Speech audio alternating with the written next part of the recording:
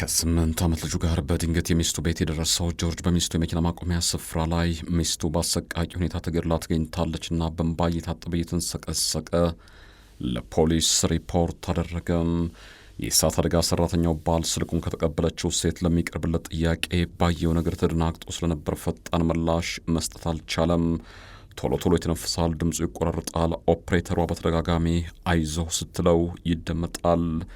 የሌላ ሰውን ቤት ከእሳት አደጋ ለመታደግ የወጣው ሰው በሰዓታት ልዩነት ግን የራሱን ቤት መታደግ ሳይቻለው ቀርቷል። ከዚህ በኋላ የእሱም ሆነ የልጁ ሕይወት እንደተለመደው መሆን አይችልም። በእርግጥ ሴቲቱን ማን ገደላት ስንል በዛሬው የወንጀል ታሪካችን ቆይታ እናደርጋለን። የዩቲዩብ ቻናላችንን ላይክ፣ ሼርና ሰብስክራይብ እያደረጋችሁ አብራችሁን ተጓዙ እያልን አሁን በቀጥታ ወደ ታሪኩ እናምራለን። መልካም ቆይታ።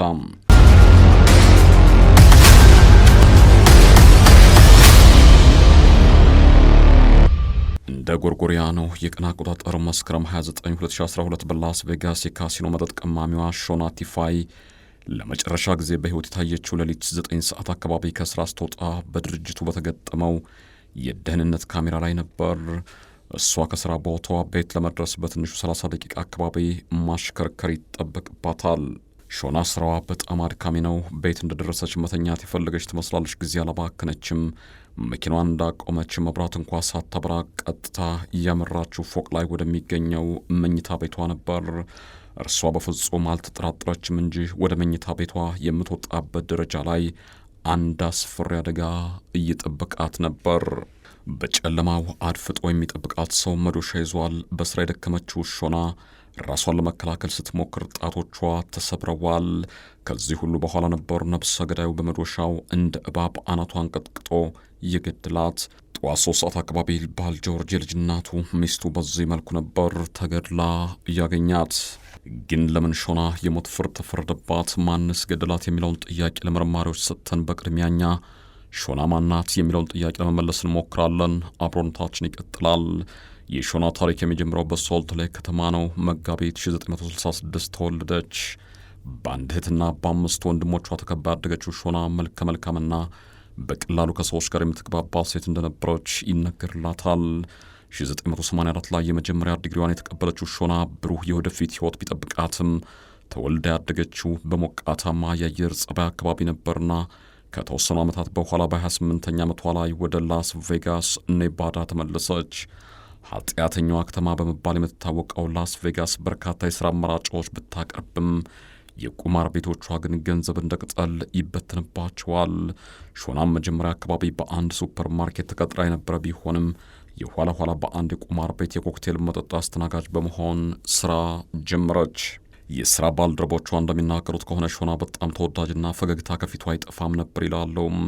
በየቀኑ ከፍተኛ መጠን ያለው ገንዘብ ከደሞዝና ከቲፕ የምታገኘው ሾና ሕይወት በጣም አስደሳች ሆኖላታል። በዚህ ሁኔታ ነበር በሥራ ቦታዋ ላይ ያለች አንድ ቀን ካሁኑ ባሏ ከጆርጅ ቲኤፍኤ ጋር የተዋወቀችው። ባለቤቷ ከእሷ በ6 ዓመት ያንሳል። አባቱ ገና በጊዜ መሞቱን ተከትለው ጆርጅ ከዕድሜው በላይ እየሠራ ያደገ ልጅ ነበር።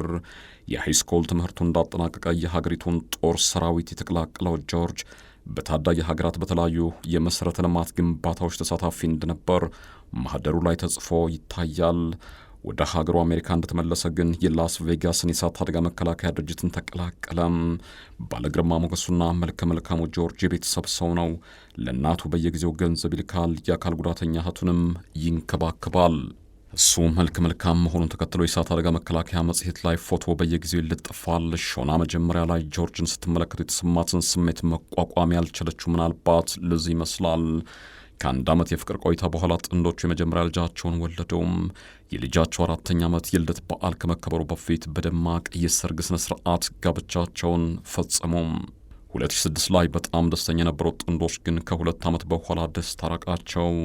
በእርግጥ 2008 ላይ ደስታ የራቃቸው ጥንዶቹ ብቻ አልነበሩም። አሜሪካንን ጨምሮ በሚሊዮን የሚቆጠሩ ሰዎች ከ1923ቱ ታላቁ የኢኮኖሚ ውድቀት በኋላ የተከሰተው የ2008 የኢኮኖሚ ቀውስ የበርካቶችን ሕይወት አናግቷል። በኢኮኖሚ ቀውሱ ክፉኛ ከተመቱ የሥራ ዘርፎች መካከል ደግሞ የሪል ስቴት ዘርፉ ቀዳሚው ተጠቃሽ ነበር። ባልጆርጅ በሪል ስቴት ልማት ጥሪቱን አሟጦ ፈሰስ አድርገው ስለነበር ኪሳራውን ለመቋቋም በጣም ተቸገረም። ይህንን ተከትሎ ነበር በባልና ሚስቱ መካከል አለመግባባቱ ከጊዜ ጊዜ እየተባባሰ ሄደው። በቀላሉ ጸብ የሚፈልገው ጆርጅ በታዳጊ ልጃቸው ፊት ነውረኛ አለባበስ ለበስሽ፣ ወደ ስራ ስቴጅ ይህንን ሳይሆን ያን ጫማ መጫማት ነበረብሽ በማለት በሚስቱ ላይ ያለውን ቁጥጥር ከመጨመሩ ባለፈ በዚህ አስቸጋሪ ወቅት ገንዘባችንን በአግባቡ መጠቀም ሲገባን አንቺ ግን አባካይ ነሽ እያለም ይከሳት ነበር። ሚስት ሾና የገጠማት ችግር ይህ ብቻ አልነበረም። ባሏ ጆርጅ በቅርቡ የቀጠረው አትክልተኛ ብዙ ምቾት አልሰጣትም። የጎዳና ተዳዳሪ ነው፣ ልናግዘው ይገባል የሚል አቋም በባል ጆርጅ በኩል ቢኖርም ሾና ግን እሱን ባየች ቁጥር አንዳች የማትገልጸው የፍርሃት ስሜት ይሰማታል። ቀደም ብሎ በተገለጹትና በሌሎች ምክንያቶች በባልና ሚስቱ መካከል ያለው ግንኙነት ከጊዜ ጊዜ እያሽቆለቆለ ሄደም። ለ10 ዓመታት የቆየው ግንኙነት ከ6 ዓመታት ትዳር በኋላ ጫናዎችን መቋቋም ያልቻለችው ሾና ቤቱን ጥላ ወጣች። የባልና ሚስቱ የሥራ ባህሪ በጣም አስቸጋሪ ከመሆኑ የተነሳ የ8 ዓመቷ ልጃቸው ከማን ጋር ትሆን የሚለው ጉዳይ መልስ በቀላሉ ማግኘት ባለመቻለው የ8 ዓመቷ ልጃቸው ለጊዜውም ቢሆን በአካባቢው ከሚኖሩት ከአባቷ ከጆርጅ እናት ጋር እንድትኖር ተደረገም። ሾና ባሏ መልካም ስለሆነ አሊያም ለትዳሩ ጥሩ ባል ስለሆነ ሊሆን ይችላል፣ ብቻ ምክንያቷ ምን እንደሆነ ባይታወቅም በትዳሯ ተስፋ አልቆረጠችም። ለዚህም ይመስላል ባሏ ጆርጅ የትዳር አማካሪዎች ጋር እንዲገናኝ በተደጋጋሚ ተወተውተው የነበረው። ለወራት ከትዳር አማካሪዎች ጋር ሲገናኙ የነበሩት ጥንዶች የክረምቱን ወቅት በጥሩ ሁኔታ ቢያሳልፉም ወርሃ መስከረም ላይ ግን ሾና ባልጠበቀችው ሁኔታ ቤቷ ተዘረፈም። ዝርፊያው ውድ ንብረቶቿን ባያሳጣትም የቃል ኪዳን ቀለበቷና የውስጥ ሱሪዎቿ መወሰዳቸው አስገራሚ ነበር። ጉዳዩን ይበልጥ አስገራሚ ያደረገው ደግሞ ዘራፊው 2 አነስተኛ መጠን ያላቸውን የወንድ ፓንቶችን በቤቷ ትቶ መሄዱ ነበር። ሁሉም ነገር ለመልካም ነው ብላ የምታስበው ሾና ቤቷ በዚህ መልኩ ቢደፈርም እሷ ግን ጉዳዩን አጋና ማየት አልፈለገችም። ቤቷ የተጠናከረ ጥበቃም እንዲደረግለት አልሞከረችም። መብረቅ አንድም ቦታ 2 ጊዜ አይመታም ብላ ያሰበችው ሾና ግን በጣም ተሳስታ ነበር። እንደ ጎርጎሪያኖ የቀን አቆጣጠር መስከረም 29 ቤቷ ከተዘረፈ ከ3 ሳምንታት በኋላ ሌሊት 9 ሰዓት አካባቢ በስራ በጣም ደክማ ትዳሯ እያሳሰባት ልጇ ከማን ጋር ብትሆን የተሻለ ሕይወት ይኖራታል እያለች በማሰብ ወደ ቤቷ ገሰገሰች። እሷ ቤቷ ውስጥ አድፍጦ የሚጠብቃት ሰው እንዳለ ጭራሽ አላሰበችም። ጠዋት 3 ሰዓት አካባቢ ባል ጆርጅ ሚስቴ ተገድላ አገኘኋት ብሎ ሪፖርት ማድረጉን ተከትሎ የሕክምና ባለሙያዎች ወንጀሉ በተፈጸመበት ስፍራ ሲደርሱ ሾና በጎን የራስ ቅሏ በኩል የተተኮሰባት መስሏቸው ነበር። ነገር ግን ጥቃቱ በጣም ከባድ ስለነበር እንጂ ሾና ላይ አልተተኮሰባትም። እሷ በመዶሻ ነበር በኃይል እየተመታችው። ፖሊስ ጊዜ አላባከንም። ሁሌም ሚስት ስትገደል ቀዳሚው ተጠርጣሪ ባል ነው። በዛ ላይ ደግሞ ጥንዶቹ በተደጋጋሚ ይጋጩ ነበር። ቃሉ እንዲሰጥ የተደረገው ጆርጅ ሚስቱ በተገደለችበት ሰዓት ከስራ ባልደረቦቹ ጋር በአንድ የእሳት አደጋ ላይ እሳትን በቁጥጥር ስር ለመዋል ሲታገል አድሯል። ልጃቸው ደግሞ በአባቷ ጆርጅ እናት ቤት ነበር ያደረችው። ከአድካሚ ስራ ጠዋት ላይ የተመለሰው ጆርጅ ልጁን ከእናቱ ቤት ይዟት ሲሄድ ነበር በመንገዳቸው ላይ በሚገኘው የእናቷ ቤት መጫወቻ ይዛ መሄድ ስለፈለገች መኪናውን ያቆመላት። ግጥምጥሞሹ በጣም አስደንጋጭ ነበር። አባትና ልጅ ስሟን እየጠሩ ወደ ቤት ሲገቡ ሾና በአሰቃቂ ሁኔታ ተገድላ አገኟት። ባል ጆርጅ የሚስቱ ገዳይ ሊሆን አይችልም፣ ምክንያቱም እሱ ሌሊቱን ሙሉ ስራ ላይ ነበርና ያሳልፈው። ተጠርጣሪ የሚፈልገው ፖሊስ የሾናን የሥራ ባልደረቦች በፍጥነት አነጋገረ። ከዚህ ግባ የሚባል ፍንጭ ግን ማግኘት አልቻለም። ፖሊስ ምርመራ ከጀመረ ከ2 ቀናት በኋላ ዊሊያም ፔኒከስ የተባለ አንድ ግለሰብ ከወንጀሉ ጋር በተያያዘ አንድ ጠቃሚ መረጃ አለኝ ሲል ፖሊስ ጣቢያ ሰተት ብሎ ሄደም። በላስ ቬጋስ ከተማ ረዥም ዓመታትን ያሳለፈው ዊሊያም በጥገና ስራው ብቻ ሳይሆን ጎዳና ላይ ለወደቁ ወጣቶች የሥራ ዕድልን በማመቻቸት ይታወቃል። የሥራ ዕድል ከፈጠረላቸው የጎዳና ተዳዳሪ ወጣቶች መካከል ደግሞ ግሬይ ሁንድ አንዱ ነው። ለፖሊስ ጥቆማ እየሰጠ የሚገኘው ዊሊያም አንድ ቀን ይላል ግሬይ ወደ እኔ መጣና አንዲትን ሴት እንደገደለ ነገረኝ አለ። ጥቆማ ሰጪው ግለሰብ መረጃ መስጠቱን ሲቀጥል ነብስ አጠፋሁ የሚለው ወጣት በድርጊቱ አልተጸጸተም። እንዲያውም ሴቲቱን በመግደሉ በጣም ደስተኛ ነው። ደጎስ ያለ ገንዘብም ከአንድ ሰው ለመቀበልም እየተዘጋጀ ነበር። ሴቲቱን መዶሻው እስኪሰበር ድረስ በጭካኔ እንደገደላትም አክሎ ነግሮታል። አዲሱ ተጠርጣሪ ግሬይ ካሁን ቀደም በአንዳንድ የስርቆት ወንጀሎች ላይ ተሳትፎ በማድረግ ለእስራት ተዳርገው ነበር። መርማሪ ፖሊስ መረጃው እንደደረሳቸው ከጥቆማ ሰጪው ግለሰብ ዊሊያም ጋር በመሆን ተጠርጣሪው ይገኝባቸዋል ተብሎ ወደሚገመቱ አካባቢዎች ተንቀሳቀሰ። በመጨረሻም በአንድ የነዳጅ ማደያ አካባቢ አገኘሁት። በሰዓቱ አደንዛዥ እጽ ይዞ መገኘቱ አጋጣሚው ለፖሊስ መልካም ነበር። ወጣቱን በቁጥጥር ስር አውሎ ወደ ፖሊስ ጣቢያ ወሰደው። በምርመራውም ሂደት ግሬ እየተባለ የሚጠራው ተጠርጣሪ ወጣት እውነተኛ ስሙ ኖል ስቴቨንስ መሆኑ ተረጋገጠ። አንዲትን ሴት በጭካኔ ገድያለሁ ብለህ የተናገርከው ኑዛዜ እውነት ነው ወይ ተብሎ በፖሊስ ሲጠየቅ ስለምን እንደምታወሩ አላውቅም፣ የገደልኳት ሴት የለችም ሲል ምላሽ ሰጠም። ከተጠርጣሪው አንደበት ስለ ሴቲቱ ግድያ ኑዛዜ ማግኘት ያልቻለው ፖሊስ አሁን የግድ የማያወላዳ ማስረጃ ማግኘት ይኖርበታል። ተጠርጣሪ ወጣት ከተማ ወጣ ብሎ በሚገኘው በረሃ ላይ በአንዲት አነስተኛ ድንኳን ይኖራል። በእግርና በሄሊኮፕተር የተደረገው አሰሳ በመጨረሻ ድንኳኑ እንዲገኝ አደረገም። ከድንኳኑ አጠገብ ደም የነካው የኖል ሱሪ መገኘቱን ተከትሎ ለምርመራ ተላከ። በእርግጥም ወጣቱ በሾና ግድያ ላይ እጁ እንዳለበት የሚያሳይ የዲኤንኤ ምርመራ ውጤት ተገኘም። በወጣቱ ሱሪ ላይ የተገኘው ደም የሟች ሾና መሆኑ በምርመራ ተረጋገጠ። ፖሊስ ተጠርጣሪውን በምርመራ ክፍል አስቀምጦ ምርመራውን ጀመረ። አንድ ሰው መጥቶ ሾና እንደገደልካት ነግሮናል፣ በዛ ላይ በሱሪህ ላይ የሾና ደም ተገኝቷል አለውት። ወጣቱ አሁን ብዙ መከራከር አልፈለገም። አዎ ቤቷ ውስጥ ተደብቄ አመሸው፣ ከስራ ስትመለስ በመዶሻ ቀጥቅጬ የገደልኳት ሲል ተናዘዘም። ሴቲቱን በደንብ እንደማያውቃትም ተናግሯል። ታዲያ የማያውቃትን ሴት ለምን ገደላት ሲል ፖሊስ ይጠይቃል። ምላሽ ለማግኘት የተጠርጣሪውን ወጣት ስልክ የፈተሸው ፖሊስ የሟችን ባል የጆርጅን ስልክ ሲያገኝ ግራ ተጋባም። ወጣቱ ኖል ጆርጅን ያውቀው እንደሆነ ተጠይቆ አዎ አውቀዋለሁ፣ ጓደኛዬ ነው ሲል ምላሽ ሰጠም። ፖሊስ ማስረጃዎችን ማሰባሰቡን ሲቀጥል ባል ጆርጅ ለዚህ የጎዳና ተዳዳሪ ወጣት አነስተኛ ገንዘብ በመክፈል የመኖሪያ ቤቱ አትክልተኛ አድርጎ ቀጥሮት ነበር። ሚስት ሾና ይህንን ወጣት ገና ሳያውቅ ቀልብ ያልወደደውም እባክህ ሁለተኛ ወደ ቤታችን እንዳይመጣ ብላ ለምነው ነበር። ሾና ገና ከመጀመሪያውም ይህ ወጣት ነፍሷ እንደሚነጥቃት ደመነፍሷ የነገራት ይመስላል።